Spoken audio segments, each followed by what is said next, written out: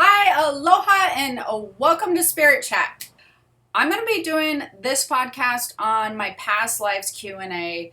I have it in front of me, so if you're on YouTube and you see me looking at the screen, I had 142 comments when I talked about doing this podcast, which is a lot of comments. And then I started creating the Spirit Communication course, and that took a lot of my time. But as you probably know, I have launched the Spirit Communication course. It is phenomenal. I feel it's one of my best courses I've ever done. I love this course. I absolutely had so much fun doing this course. In the Spirit Communication course, where I go through past lives, how that works in with your spiritual self. And I also added in a past life regression meditation because I'm trained in past life regression and I've been trained in it for years. I've done it for a long time. And I thought it'd be fun because there's a way that you can actually walk through your past lives yourself if you have a past life regression meditation to work with. So I thought I would put that in there as like a bonus and an extra fun thing to do. But anyways, if you are interested at all in developing spirit communication techniques and learning more about connecting with spirit, you are going to learn so much in this course. I'm not going to tell you all about it because I keep talking about it over and over again. I just want you to know it is now open. And also, I wanted you to know that I will be doing a podcast coming up on the CBD patches because I've done podcasts in the past about CBD, and I will probably be doing some on vitamin nutrition for sensitives because I've been all about the patches, which you guys have heard me talk about on some other podcasts. And if you're in my groups, you guys kind of know I'm obsessed, but I'm obsessed for a really good reason. When you're a sensitive person and you are trying to maintain your physical health really well, you have to do things different than other people. You cannot do things the same, just like you cannot be around the same energy. You cannot be around the same people. You have to do things differently. You have to be more aware of energy. You have to be more aware of things that you put into your body, and your body is a lot more sensitive. And I've had a lot of people ask me about the CBD patches, which it has changed my world. I absolutely has changed my world for sleep. I have been using CBD for a lot of years for sleep, but this is hands down the best product I've ever used, hands down. And I just want you guys to feel the results that I've been feeling. So I will be doing a whole podcast on that just in case you're not interested in it here. I will also put the links below. That being said, this is going to be a past lives Q&A that was based out of my Keys to the Spirit World class, or not class, group. And I basically said, what do you want to know about past lives? And so I'm going to talk about what you wanted to know.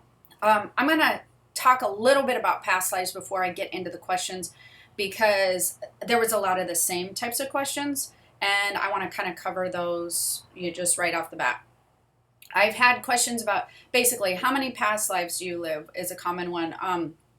Do you live all your past lives here on earth, etc., etc.? So here's the thing with past lives.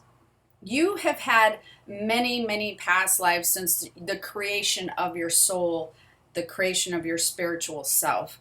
You've had many, many past lives. I mean, a lot of people, you've had anywhere from in the 35 to probably even in 100. I don't know. But there's a wide range of past lives you could have possibly had. That to me is not really super important, but it's kind of interesting for some people to find out. So I would say an average might be in the 50s or something, which I had a question on that. And so many lifetimes, I find interesting that a lot of people are under the assumption that they just had earth lifetimes. So just lifetimes here on earth, because I've had a lot of questions saying, well, as far back as the civilization goes on the planet earth, how many lifetimes have we lived, etc., etc. That's a false perception that you've lived all your lifetimes here on earth. You've lived many lifetimes in other places. Now, how do you kind of figure all that stuff out? Well, that gets a little bit more complicated. And the people who realize that they've lived a lot of lifetimes in other dimensions, other realms, etc., things like that, they will typically find that they are more drawn to things that spur a past life memory for them. How do you spur a past life memory for people? There's many ways you can spur a past life memory. You can just dream about it. You can have a past life memory dream. Going to a place, you can have a past life memory. And now I'm talking about all lifetimes, also here on Earth. And then we'll get into the separation of having lifetimes in other planets and whatnot, or other dimensions. So you can go to a place. You can have met somebody who you've resonated with on a very deep soul level, that your spiritual self is like, oh, I know this person. Like, this is familiar to me. This energy, I'm in alignment with this. I remember this. Your spiritual self will be like, I remember this. And one of the things that you learn in my Keys to the Spirit World class, as we kind of get into that, is you start to learn how to recognize different energies. And that's really, really important for you as a spiritual person. It's important as a spiritual communication technique, but it's also a part of who you are. And people dismiss that aspect of who they are. They just think that they recognize everybody with their eyes. And that's not true at all. In fact, from a spiritual nature, you recognize most people from their energetic frequency, which is sort of like a thumbprint, I guess I would say. So your energetic frequency that you carry through each lifetime will have characteristics, personality traits. It'll have a certain pattern to its frequency that you will allow you to recognize these same people from somebody you knew, I don't know, 250 years ago or 100 years ago, to somebody who you meet again in this lifetime and you've had many lifetimes with them. So their energetic frequency is going to be what you're recognizing, right? And so it doesn't have anything to do with their look. And then that resonates right here in the chest center, where you're like, oh, your spiritual frequency reader, your spiritual memory, your spiritual self that retains this memory and reads energy and filters through all energy, then's like, oh, this is familiar. I recognize this frequency. This is definitely familiar. And so that can trigger a memory. A place can trigger a memory, like I said. An event can trigger a memory. But then when you get into other lifetimes, as far as dimensions, and then, well, I guess it'd be this lifetime too, or not this lifetime, it'll be Earth lifetimes too, is a lot of times movies will trigger, shows, books. They will set up a scenario, show you kind of imagery, like if you were doing, I don't know, like say Mandalorian, they go to different planets or things like that. Then you might find aspects of those planets you're like, oh, I'm resonating with this. That feels familiar to me. Or it might be of ancient Egypt, maybe, or maybe you're watching Vikings or something like that, and you're like, oh, to the core of my being, that feels very good to me. That resonates with me somewhere deep inside. I'm feeling this really strong, wonderful, warm, beautiful feeling. Like I feel attached to this. I feel aligned to this show. I feel aligned with this time frame, this period. I feel aligned with this dressing, the way that they're dressed, with the way that they're talking. Maybe it could be a language. So there's all kinds of things that can spur memories of you in other lifetimes. So the people who tend to resonate more with like sci-fi stuff or like other world stuff, like Mandalorian type things, or just different alien type things, those are people who have tended to live more lifetimes in other dimensions than they have here on Earth. That's still happening now. You could have just lived your last time in another dimension. You didn't have to live all your current lifetimes. They weren't necessarily concurrent here on Earth. Your next lifetime may be in another dimension. So you will want to release the notion that all your lifetimes have been on the time frame that just Earth has existed, because that's not true. So you have to kind of release that notion. The other thing that really I noticed confused people on this thread was they kept saying, well, if your last time or other lifetimes in your current life and the future all simultaneously occurring, well, the energy is simultaneously occurring, but you still are having this moment in time. And so it's a little bit different than you think, and that kind of gets into time differentiation, dimensional stuff. But there are layers to it, and not your future and your past and your current is not all occurring right at this very moment in one bundle like you would think. They're still separated, even though the energy is still live of the future, the past, and the current, and that gets a little bit confusing. But you will have somebody ask about guides. Do I have different guides, spirit guides in every lifetime? You get to choose, but typically you won't see the same guide showing. Let's just pretend that you live, like, I don't know, 55 lives. I'm just going to choose one. You're not typically going to have the same spirit guide show up in 50 of them, and will be somebody else. You will find that you're most likely having different spirit guides throughout your lifetimes, and you can have the same one a few times, and that you might recognize a spirit guide from other lifetimes this lifetime. But typically when you're looking at past lives, you're not really looking at who your spirit guide was. You're more looking at who you were, and that's really important. So that's really the gist of it. What you're going to want to know is kind of who you were, how it rolls over into this lifetime. And I'm going to get into some of these questions right now so that I can get some of these out of the way so that you guys get your question answered. So let's see. Micah says, I'm more on accessing past lives. I did it once unintentionally, reached out to a spirit guide and asked them to tell me something about myself. And I was transported to a past life. They explained a lot. I know there are more, and I've never done that again. Okay, that's not really a question. Okay, here's, this was kind of an interesting question that I thought was pretty good. Corrine, I believe is her name. She said, I've often heard that you'll be drawn to a place, person, or thing based on past lives. I wonder, though, how much interest have to do with DNA versus past lives. Example, I felt so comfortable in Florence, Italy when I was first there. I felt like I'd been there before, but then I found out later I had family that lived there many generations ago. So how do I know which is interest and, which is like DNA? So I thought that was a really good question. Typically, a past life memory, somewhere that you've been, it will spur an emotion, a really deep felt emotion, and it almost makes you resonate right here in the chest center, from the throat to probably the middle of the torso. You will feel this vibration that aligns, and you will feel this sensation in the chest center, and it typically will relate to something that feels like kind of emotional, a very strong attachment. You will feel it more like an emotional type feeling.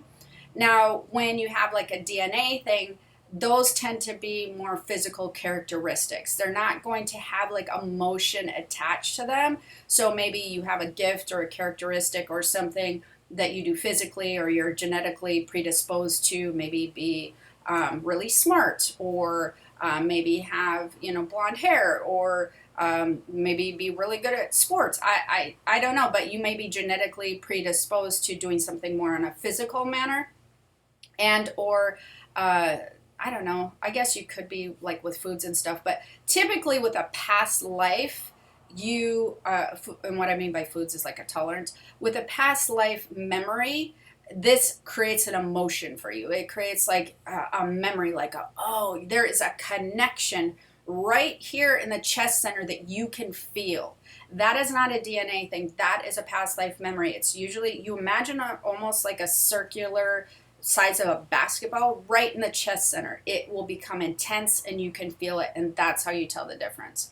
I feel, okay, so Sarah said, I'm curious to what personality traits or preferences are carried over. Example, I feel much more relaxed and at peace when jazz music is playing. Is it connected to past life or relaxing music?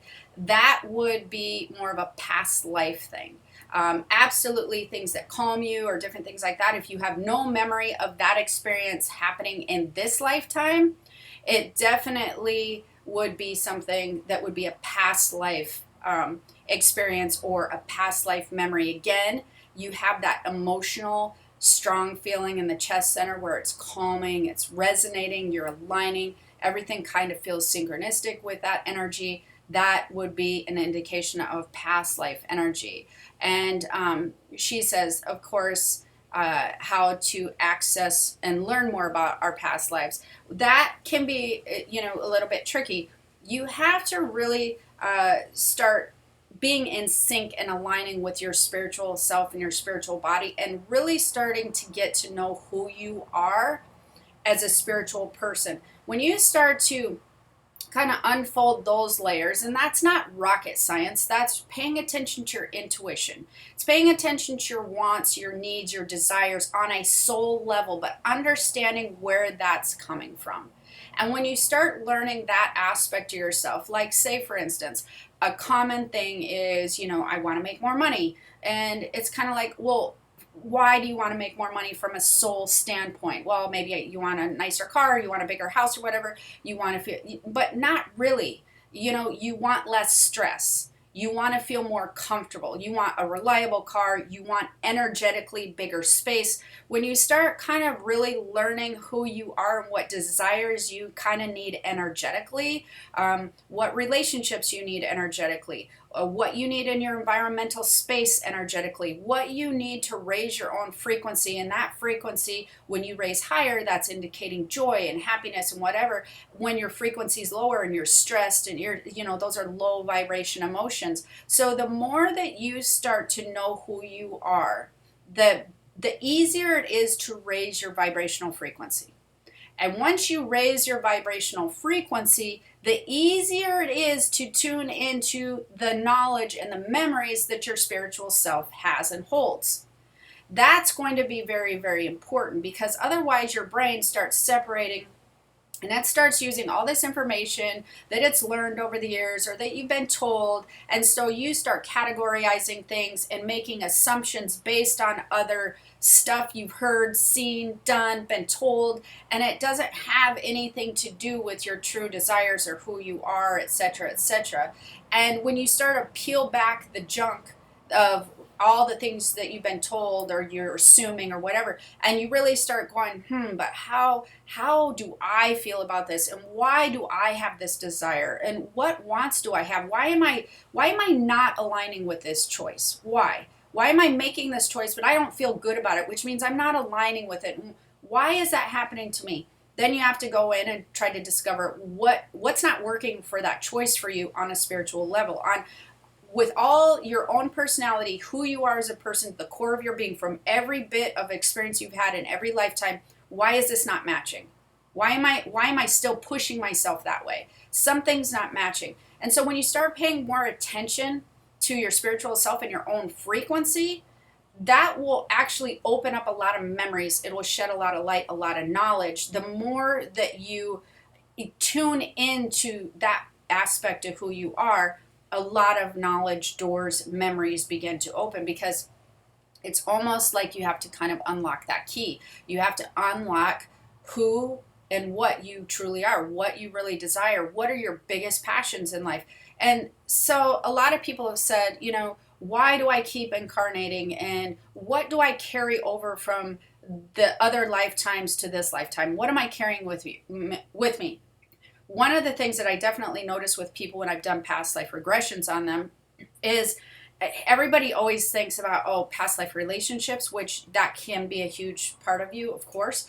But what they overlook is you tend to have gifts and passions that are basically the core of who you are, that you do carry with you through many, many lifetimes. So when you do past life regressions on people, or when I've done them on people, I notice that they're like, let's say I do a past life regression on somebody named Kim.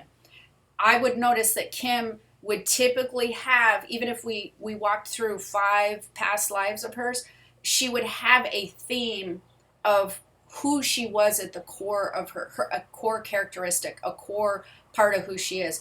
She might be a healer through many lifetimes, and how that unfolds through those lifetimes might be different. Maybe she struggled with being a healer at one point. Maybe she was a doctor in another. Maybe she was a different type of healer in another. Maybe she emotionally healed people. Maybe she just had lots of children in another one, and she wanted to just help, I don't know, heal them, grow them, be the best mother she could be. And that's what she did as a healer. But there will be characteristics that she will carry with her through every lifetime of part of her theme and who she is at the core of her soul. And typically with that, you'll also carry passions and gifts, like something you're really, really good at. You might be good with people. You might be good with your hands. You might be good at healing people. You might be good with animals. You might have these, like, let's take animals for instance.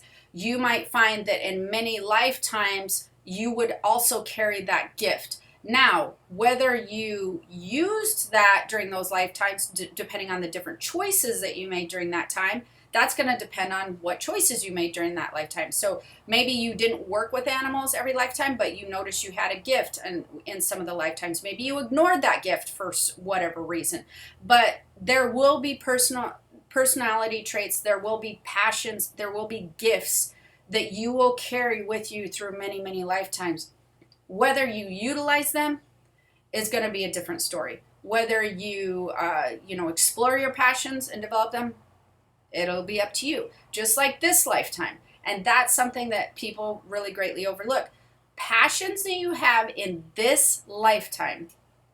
Maybe you're passionate about music. Maybe you're passionate about, again, healing. I have a lot of healers that, listen to my podcast. Maybe you're passionate about doing readings. Maybe you're passionate about just creating art or using your hands for a living, whatever that is.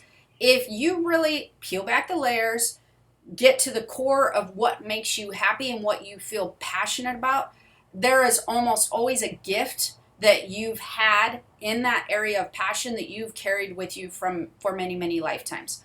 If it's a passion that you say, well, I don't feel like this is a gift and I really don't know how to utilize it and I'm a very big newbie at this, that doesn't mean that you're not very gifted and knowledgeable from other lifetimes at all. That doesn't mean that. That actually only means that you just haven't explored and uncovered and developed and pursued that passion and that gift in this lifetime. And the more that you pursue a passion or gift in this lifetime, the more it will make your vibration raise. It will get you closer to that frequency of who you are. And the closer you get to the frequency of who you are, the clarity comes in. So how you would imagine that is, if you're really not in tune with your spiritual self, you would imagine it as being in between radio stations, in between TV stations. It's going to be hard to get clarity on what you're hearing or whatever. It's hard to get clarity on who you are and who you've been in past lives. And the higher that you raise that frequency, you're tuning that station, and it's allowing you to get more clarity, more information, hear more about your other lifetimes, gain more knowledge, and be able to see more clearly other lifetimes that you've had and what gifts you've had and passions that you've had. It's going to unfold this nice little story and picture of who you are to the core that's carried you through other lifetimes. So raising that frequency is going to be a very big part of that puzzle so that you can get clarity. So that's a mistake that I see a lot of people make in this lifetime. They assume passions are just passions. I got to go get a real job. I got to do real stuff in life. I haven't pursued that and probably not even gifted at it, etc. And they end up brushing off all this stuff for reality, making money, being stable, etc., which puts you further and further and further apart from your spiritual frequency, which means the clarity is not going to be there, etc. So it rolls into it's the whole big piece of your puzzle, right? And so let's get into some more questions. Do we pick our families this time around based on what we need to learn? Yes. Well, yes and no. So you do pick your families from this time around, and in every lifetime, they also pick you. They choose you. So you guys all have soul contracts together. And as far as learning, it's supposed to be like what you would want to learn and grow on. That's kind of how you choose them, or, that we're going to have this experience together. So it's not like I have to learn patience, or I have to learn, I don't know, learn to be more stable, or I have to learn to be independent. It's not necessarily you're thinking that, but we want to have these experiences together. I'm going to have this experience with you, and we're going to see how we learn and grow from this. Or maybe you don't learn and grow, and you go the other direction, and now you just feel scorned and whatnot. So there's that. But yes, you do pick your families. And she says, I pondered that I haven't brought anything. So this was Mindy, and she says, I feel like I haven't brought anything to the table for the families, with choosing our families. So that you just are not probably seeing that clearly, but your experiences together are going to be important for this lifetime. It's going to be important for determining how you choose things moving forward in life by having your family. Some people have great families and they choose to do wonderful things. Some people have great families and they choose a not so great path. Also vice versa. So the other thing I'm realizing from a lot of these questions is you still have free will. There's still a lot that you are in control of when you are, dealing with this lifetime and past lives. Every single lifetime is not going to be completely, just set out for you. You're not going to have completely pre-planned everything. You have free will, and how you deal with these hurdles or different things, that's going to be really important to creating this lifetime experience, but also creating other lifetime experience, past and or future. And so a lot of free will comes in how you handled situations, how you handled being in a certain family, how you handled facing adversity. That's going to have a lot to do with free will and what you did with that. Were you pessimistic? Were you optimistic? Did you decide to use this event that took place in your life to do something different in the future? Or did you just decide, this always happens to me and that's just the way it's going to be? Where did your free will come in? How did you, deal with things with your free will part? Because that's going to be also very interesting. Wondering, for the most part, if we keep reincarnating with pretty much the same bunch of people, or they play different roles in our lives. No, we don't pretty much reincarnate with the same bunch of people.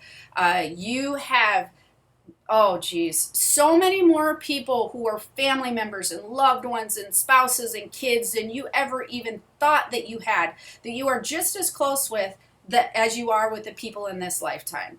And so you might reincarnate with other people. It might be a few from this lifetime and then some from the other lifetimes, and just some family members from the spirit realm who you may not remember during this lifetime. So that's another thing. It's hard to imagine if you've lived, let's again take that 50 number. If you lived 50 lives and you had potentially had spouses, kids, parents, whatever, in every single lifetime, can you imagine the amount of close relationships you have with other people? So that may make some people feel like, oh, well, I only want to feel close with my people now. You will stay close with the people who you want to be close with now. You will still have that connection with in other lifetimes on the other side, and potentially in future lifetimes, you're probably very close with them because you have lived past lives with them.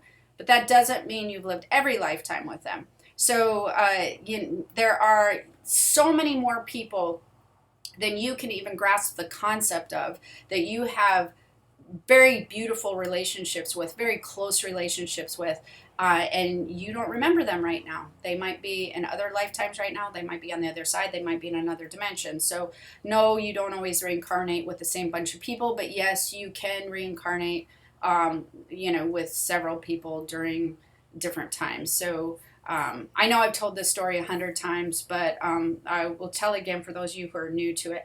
When my son was like 4 years old and wanted some ice cream, which is weird because I don't remember giving him a lot of sweets now that I think about it. But anyways, I said, well, sure. And he says, but he'd remembered a lot of his past lives. He was very psychic at that point. He said to me, Mom, you're the best mom I've ever had in all my lifetimes. And I was like, what? And he goes, yeah. He goes, you're not like my last mom. In my last lifetime, she was mean, but you've been my mom in 4 lifetimes, and you've been the best mom I've ever had in all my lifetimes. And I was like, oh my gosh, it was so cute and funny. And he goes, yeah, but my dad wasn't the same dad the last lifetime we lived together. He was another dad. He chopped wood. And so, you can be very close with your children and just have had a handful of lives together compared to your so many lives. But that doesn't mean you don't have a very close relationship with them in the spirit realm. You're not always incarnated. And that's another thing that you have to remember is you're not always incarnated, and you do cultivate relationships in the spirit realm, in spirit form on the other side.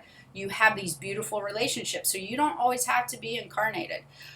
So that's kind of interesting. Let's see. I would definitely like to learn more about past lives. Let's see. Curious if they were similar to my current life or radically different. She's talking about her life, but a lot of times you can find that you have radically different lives. You can have some that are similar. Again, we're dealing with a lot of lifetimes. If you're on other dimensions, of course, it's going to be radically different. For instance, I have had many past life memories of my lifetimes, and I have been a healer in many lifetimes. They haven't all been awesome. I can tell you that. Some of the memories I've had have not been great. And people in my healing field were not really well looked upon in some periods, right? And I have very strong memories of those periods. And other times I was very much appreciated for my healing psychic abilities. So this is a trait that I've carried with me. Not through just this lifetime, but I've carried I've carried it with me because it's a part of who I am to the core of my soul. And this is just an example through many lifetimes. Now, did this gift and this part of who I am and part of my purpose through many lifetimes to the core of my being, was it all great? No. And I remember many lifetimes and have seen many lifetimes where it was not great, believe me. And then there was some that it was great. So you can have these different, you can have this passion, this soul, this part of who you are, and there can be a lot of different scenarios that play out in those experiences you cultivate. It makes part of who you are. The way I like to explain it to people is, you want to think of it as like, remember when you were kind of a baby or toddler, and then you were in kindergarten, and then 6th grade, and then you were in middle school, and all these experiences make up part of who you are and your belief system and your perception and all that.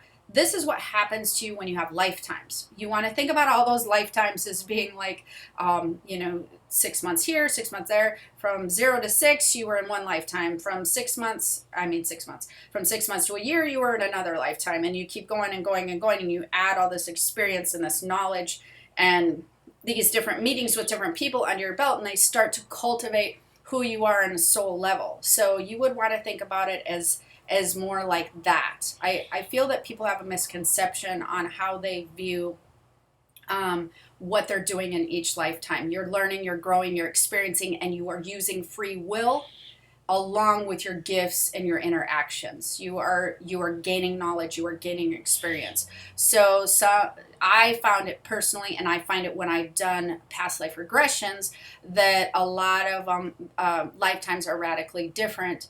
They're not all radically different, but there's radically different ones, throughout the time. You're not always having the same theme over, you're not always ending up doing the same stuff. And like, I've done past life regressions on my family. My husband, he loves the snow. He has some very fond past life memories of being in Siberia. Very strong past life memories where it was snowing all the time. And he knew immediately. He's like, that's why I love the snow. I love it so much. And so, yeah, we have a lot of that. So that's kind of another thing to kind of explain to you how that moves from one lifetime to another. You will carry over strong memories of fondness and of just things that you just resonated with you so good and made your vibration really high. You'll a lot of times carry that over into this lifetime, like your current lifetime, as well as strong fears and worries. So any really strong emotion, like, wow, I love this place, I love this food, I love this person. I'm so happy when I'm doing XYZ. You will bring those over to your current lifetime. However, you can also bring over, I worry about this. I'm fearful about this. This scared me so much. It's made this huge imprint on my life, like a past life. You can also carry those over. For instance, fears of relationships, fears of other people dying, that's very common. Fears of losing kids, fears of losing parents, that's very common. Fears of not being stable, very common. Fears of not having enough food. You would be surprised at how many lifetimes people have lived where there were periods of time where there wasn't enough food or something like that. That's a very common other lifetime fear that people bring into this lifetime, which can cause them to overeat and stuff. Fears of not being healthy or not having health care, I guess I would say, like their body failing them, them having something, I don't know, like they're not getting proper health care. Again, other lifetimes, a lot that can be a very strong fear from another lifetime of not having the same, medical care that we have now, and having something significant to have happened to you in one or more lifetimes that you brought that fear over.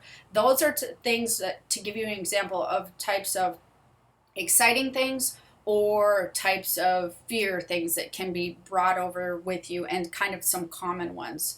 So let's see, let's get into some other questions here. So somebody says, how much crap do we carry forward from one life to another? Well, it can be a lot, it can be a little, it depends on the person, because if you are in a mindset of, I didn't have this experience in this lifetime, this doesn't make sense to me, I don't have any experience that I remember or anything that I can place this fear or worry or relationship issue in this lifetime. If nothing matches this lifetime, that's quote unquote crap that you've carried from another lifetime. So how good are you at releasing junk that doesn't belong to you? That's really more the question than how much you're carrying over. If nothing's adding up, then you have to go, oh, this is from something else. You can probe into it. I teach you how to probe in that spirit communication class. I can't get into that right here. It would take too long.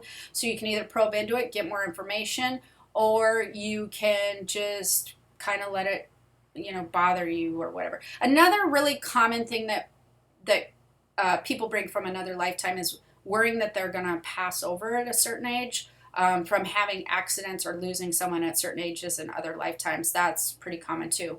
And so do we change sexes and or ethnicity? Yes, all the time. All the time. That's not even, you definitely change sexes and ethnicities all the time. Past lives on the connection with karma and ancestral connections, how learning can help us grow in this lifetime. I don't really get that question too much, because that's kind of like that's a whole podcast. Let's see. Do you meet the same people? Marilyn says, sometimes you meet the same people. And, I would say I personally have never met anybody in the hundreds of thousands of readings I've done and whatnot. I've never met anybody that I didn't see have some soul ties in past lives with people who are currently in their life. And I would say it's pretty easy. I could probably walk you through it myself if I was doing something with you in person, but you easily could pick out 5 people. If I had you guys write down below, and I should do this for fun if you're in my group and you see it in there, to come back and write down 5 people who you are sure you've had a past life with, I bet you there'd be tons of people that just could pick up that 5 immediately. Say, yep, I'm sure it was this person, this person, this person. So let's keep going. How many more times do we keep coming back, and do we know when it's your last time? Most everybody's still coming back. There's a lot for us to learn. You get to choose. People are under the assumption they don't want to keep doing this over and over again. That's not necessarily true. And, I don't think last time for people has really been determined yet. So let's see. And let me go down. The amount of past lives one has, And do we come back as a whole family? I think I answered that. No, you don't come back as a whole family. Depends on how many times you're incarnating. Some people want to incarnate fast. Some people don't want to incarnate fast. You get to choose all of those as well. How to read Akashic records. I actually, Laura, I get into that in my spirit communication class. That is, again, that's a whole class. Let's see. Ricky had a regression in 99. It was amazing and a little disturbing. I had another one 6 years ago, but this person always not able to regress me, for lack of better terms. I'm wondering why, and I have questions about everything. Well, that's a lot. So, I guess some people can't be regressed back if they have some hesitancy towards it. But in my experience, if the person who is doing the regression is really good at guiding and knowing how to do the regression, I've not had any problem regressing anybody. The person who taught me, my mentor, I was like in my 20s when I was mentored, I never seen her have any issues with it, so I'm assuming maybe it's how much they've done it or their knowledge on past life regressions would be my guess. Let's see. I'd love to learn what I was in past life. These are all like past life readings, though, so I'm not going to get into that. Do we carry traumas, physical, mental, and emotional, to other lifetimes? I think I covered that already. Yes, you can. Any strong emotional imprint that you have, any strong emotional significance that you've had, whether it be positive or negative, can and many times will be carried over into another lifetime. Your job is to recognize whether that was from a current life experience. This is so easy to do. You will just know it's a current life experience or it's not. That's just not a hard thing to figure out because you'll remember if it's current, right? So if there's no connection to a current life experience, then you will realize it's from a past life experience. Then you can work on releasing that energy, cutting the energy from that, but also just acknowledging it with your brain that, first of all, the first thing that can happen is if you have something that you feel like, okay, I can't match that to this current life. All right, so this must be from a past life. And then you kind of feel for that and be like, oh, okay, it definitely feels deep and it feels strong. So I know I'm resonating with that from a past life. And then you kind of explain to your brain that, oh, this is not this lifetime. Your brain starts getting it. Oh, this isn't from now. This is from something else. Then you can start to separate and cut cords better and release that and then work on emotionally releasing if you want to, or enhancing if you want to do that too, because maybe it's a good past life memory. So if I drowned at 40 years of age, they say, Paula says, in a past life, will I have lung problems around 40 years in another life? No, you won't necessarily have lung problems. If you worry about it so much and you're just certain it's going to happen because you just feel like it's gonna, then you can create lung problems. But just because you had it in another lifetime doesn't mean your physical body is going to recreate it, because your physical body is directed by what? Your spiritual and your mental. And so it's going to follow suit. If you are convinced it's going to happen, then your body's going to respond and go, well, I guess we're giving lung problems now. So that's kind of important to know as well. Let's see. Vivian says, and I think we're getting to the bottom of the questions. I thought I was going to have to do two of these. She says, can I train myself to sense when I meet up with someone who is important to me in a previous life quickly? Yeah, you absolutely can. By becoming familiar with that feeling that in the chest area, you will be able to start to recognize and notice when you have a stronger resonation and you have a stronger vibration, a stronger feeling in the chest center when you meet somebody, and there should be no reason you have that because you just met them. So it's not like an overall, oh, you're just good looking or you're funny or you're cute. It's not like that. It's like this deep seated sensation of, oh, I feel like I know you. I feel like there's like, how do I know you? Like something's familiar to me. When you can train yourself to recognize familiar energetic vibrations. Very easy to do. again, I teach so much of this, you guys, in my Keys to the Spirit World spirit communication class. How do I deal with meeting someone who is important to me in a previous life and isn't in this lifetime? Basically met somebody super good looking, she's single, he's not. You have to just, that gets to be tricky, especially when you're lonely or want to be with somebody. I've noticed when I've done readings, you have to really just separate it and realize they're having no memory of it. That doesn't mean you're supposed to be together, doesn't mean you're supposed to pursue this person if you have this memory of them. A lot of times they might not remember you. So it's best for you to just, the best way to handle that is to raise your own frequency and to be as happy as you can with yourself. The people who I find have the most problems with this are the people who are not fulfilled in their personal life, and therefore they feel like they need a significant other or a significant person to fulfill them. It's not a bad thing, it's a natural thing. When people are redirecting, not feeling self-fulfilled and not feeling passionate about something that they're accomplishing and something that they're desiring, something that they're doing, a lot of times people will look to relationships and the energy relationships bring into your life to help fulfill that gap. And that is a whole mess. So if you're falling into really feeling lonely and seeking a relationship, my point is you have an energetic gap you're also wanting to fill, and it feels good to fill that gap with relationship energy. But if you break up or you're not together, guess what's not filled again? That gap.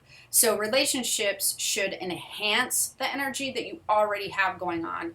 So I find that people who have that energetic gap, they tend to have a way harder time if they meet somebody from a past life who they feel a strong connection with, because then they start becoming obsessive about filling the gap with that person, because maybe in their past life the gap was filled and that relationship just enhanced. And now in this lifetime, you're trying to fill this energy gap, and it doesn't work so well. And let's see, we got to that one. How does this work? I'm just going through. I do Reiki with intent of people opening up their higher self frequencies, guides, path alignment, having healing intent towards past life issues, karma healing, balance, and release. Is it real? Does it work? Or am I deluding myself into woo wonderland? No, it absolutely can work if you're trained really well. You can do this nicely. If the patient or client is receptive and you're really good at walking them through it, they can do wonders. Karmic stuff, in my experiences, people might disagree with me, but in my personal experiences, I've dealt with karma quite a bit on, so I go through these, how would I say this? I go through years of training with my guides and my counsel on different subjects. Like I went through several years of dreaming. That was a subject I was being trained on, then past life regressions, then whatever. And I spent several years with my guides working on karma. It doesn't work like people think it does. That's a very personal thing that you have to personally deal with. It's not adjusted by somebody else. And there always has to be karmic balance. I'm not going to get into that. That's a whole different podcast that is a lot. Then Denise says, if I had successful past lives, why on earth would I have come here to be mistreated and abused? Don't get me wrong, I love my children, grandchildren, but just wondering why I had to be mother, father, both grandparents in this lifetime. We have a comfortable life, but it seems a bit loony at times. Did I choose this? Yes, but the other thing, when it comes to questions like this, there is the free will responsibility aspect that comes into play. And so you chose to have certain relationships, you chose to have certain children, but when you come into this life, you have to take responsibility for free will choices. Did you make your best choices here? Did you do this? Did you know what I mean? Like if you're feeling, is not necessarily when you're younger, but especially as you have control, if you're feeling abused, are you choosing to stay in or move out? There's a lot of free will stuff that entangles into this. There no judgment on anybody, because we learn and grow from experiences where we might have been mistreated, etc. And then that allows us to make different free will choices and allows us to get smarter on, not being mistreated, and how we can alter our environment so that those things don't happen, how we might be able to protect others from being in the same situations. We can learn and grow from that knowledge. So sometimes we go through those things to gain more knowledge, and then we utilize that knowledge to shift things for us or others in the future. So we use it for good, even though the experiences were not good. So there's a lot entangled into that question, with, just like your own personal stuff. Let's see. I feel I've lived in the Victorian age. Anybody who's on here listening, whatever period that you were drawn to, that you love, adore, whatever place you're drawn to that you love, adore, these things are most likely because of past lives, past life memories. I'm curious, let's see. I'm curious, Laura says, about what we should know about meeting others in this lifetime who are a big part of our past lives and beyond soul family. My soul knows instantly when I'm trying to connect with someone on a soul level from a past life, even though my human side tries to catch up. Basically, she's saying sometimes she's almost too intense because she can feel the connection very deeply, and it comes across as pure unconditional love, and it can freak people out because it can be weird.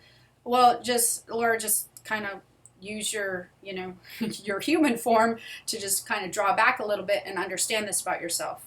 If you're recognizing the deep soul connection and you're recognizing that it can make people uncomfortable, just reel it back a little bit so you're not making them uncomfortable, and then just enjoy the experience of having that memory with them. And then lastly, I have just a few more. This podcast has gone on so long. I think I should have made this into, but there was one that I did want to address that I thought was kind of interesting, because there's a lot of myths in here. Marcella, basically, your main goal is to ascend to be one with God. That's not exact. It doesn't exactly work that way. We're trying to just raise our frequency and learn and become the best form of ourself that we can become. So there's a lot involved in that. I heard that your soul will die and reborn a total of 13 times. That I don't know where you heard that from. Not true. A myth and formula of numbers to tell someone about our past lives. Again, don't know where you heard that. A lot of misinformation here. Is deja vu something we've experienced in past lives? And deja vu is basically markers that you put so that you know if you're kind of on the right track of your path. And they said, basically, how can I tell the difference between deja vu and a psychic moment? Well, if you've had deja vu and or psychic moments, there's a huge difference. When you're having deja vu, you see the entire scenario play out. You feel the entire scenario. You know exactly what's going to be said. And then it plays out like seconds later or minutes later or whatever. You have this, it's like literally just seeing a carbon copy of what happens. A psychic moment is not like seeing an actual carbon copy. It's more imagery and different things like that. It's like you've watched a movie already that you never seen, or you watched a clip of a movie that you've never seen, but you know everything they're going to say, everything they're going to do. The whole vibe of it is entirely perfect to what you know is going to happen. So it's very different. Let me see. I think that I've answered most of these questions. So I'm just going to wrap up this podcast because I think this could go on forever. So anyways, I hope you enjoyed the podcast on past lives and the Q&A. I will probably post more now. I have a bunch more coming up. I need to do one on like shadow people and categorizing between angels and guides and some other different really, really cool stuff. Anyways, I will be doing more podcasting now that I've got my spirit communication class open. I'm very excited about that. I think that you are going to love it. If you are interested in any of this type of stuff, you probably love the class. And I will be doing more stuff on the patches coming up because, yes, I have a patch obsession at this point. I forgot to put my CBD on last night, and I'll tell you what, I had a very quick memory of what happens when I do not take my CBD, and it was, or how I slept when I didn't take the CBD patches. OMG, it was so bad. Like, it was horrible. I can't even, I've just never been even more grateful for the CBD patch than after missing one. And I was just like, oh my God, why would it will never happen again. Trust me. Anyways, so check out the Keys of Spirit communication course if you're interested. Like and follow, but definitely comment if you have any comments on, this, if you enjoyed it. I definitely check the comments. And if you're interested in all of the patches, you definitely want to check them out. I use the Energy Complete and the CBD. I am avid users of that. So I think that you'll love them. Anyways, if you have questions, also jump over to my Spirit World group. All that will be posted below. All right. Have the most amazing day. Aloha. Bye.